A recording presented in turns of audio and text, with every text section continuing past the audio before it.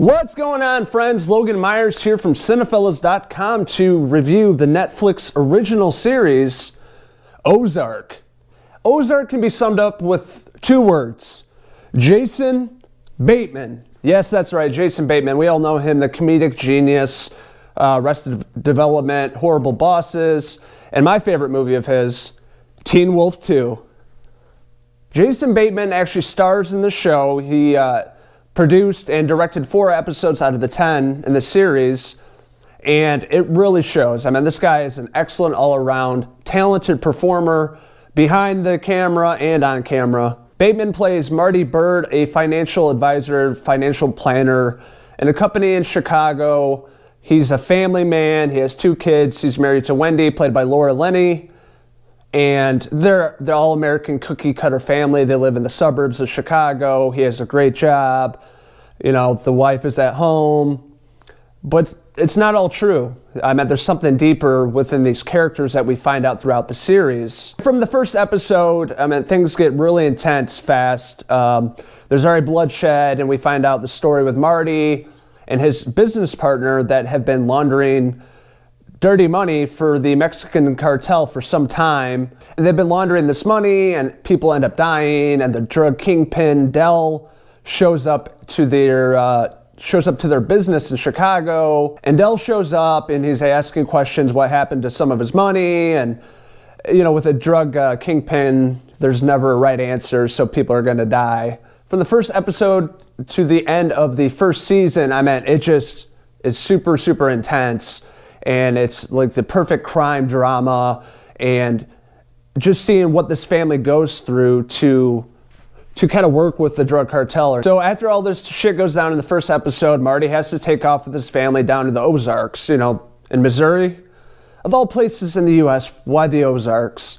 So they kind of describe why they're going to this place. Marty's telling his wife Wendy and the kids, like, hey, we gotta go, we gotta move in a few days. And they're kind of cautious and wondering, hey, why are we taking off from our place in Chicago? We love it here. Something must be, going wrong here in this situation.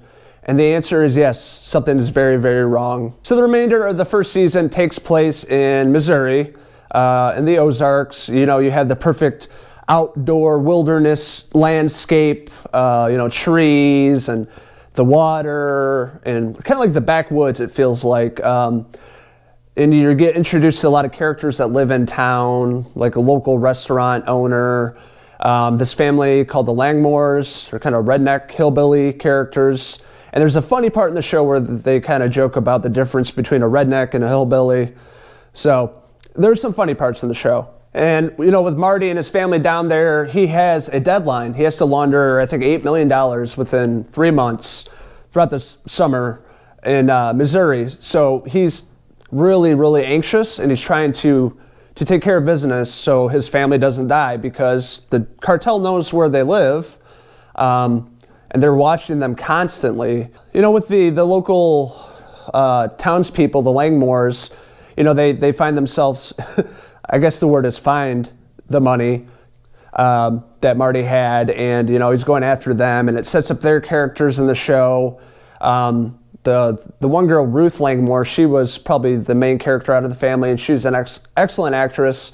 At first, you really don't like her, but you start to learn more about her character, and you start to like her towards the end. And, there's FBI around trying to figure out why did Marty Bird leave Chicago, and they're always creeping around and asking questions and, talking to Wendy, his wife, kind of cornering her in a parking lot and asking her 20 questions, and they're on to them. They know why that they're moved down south, to get away from Chicago, where there's FBI agents everywhere, and it's a lot easier to track somebody there. But down south, not as easy as you would think. There's some crazy shit. There's a preacher in town that Marty's trying to help out to build a church. The preacher does his sermon on Sundays on a boat out in the water.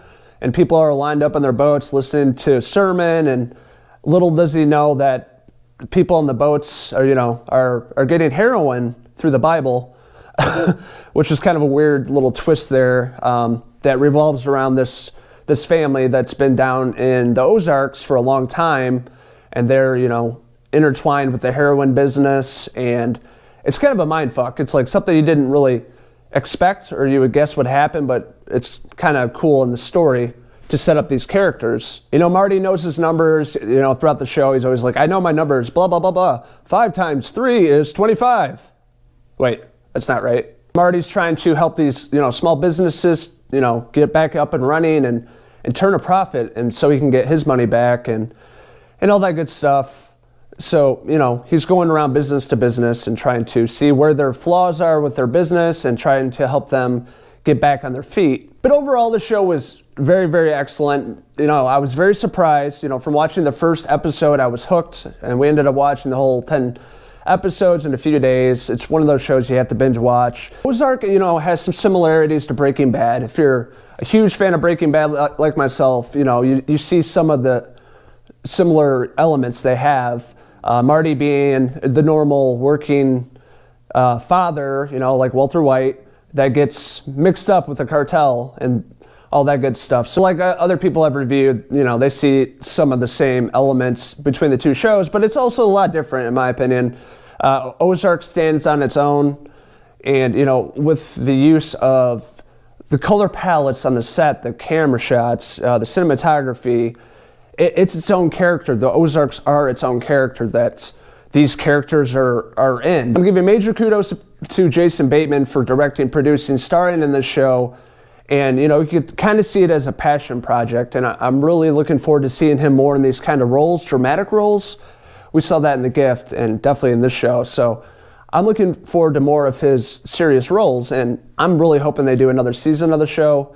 It was excellent. I would highly recommend it to all of you. I am giving Ozark on Netflix a 5 out of 5. Yeah, pieces.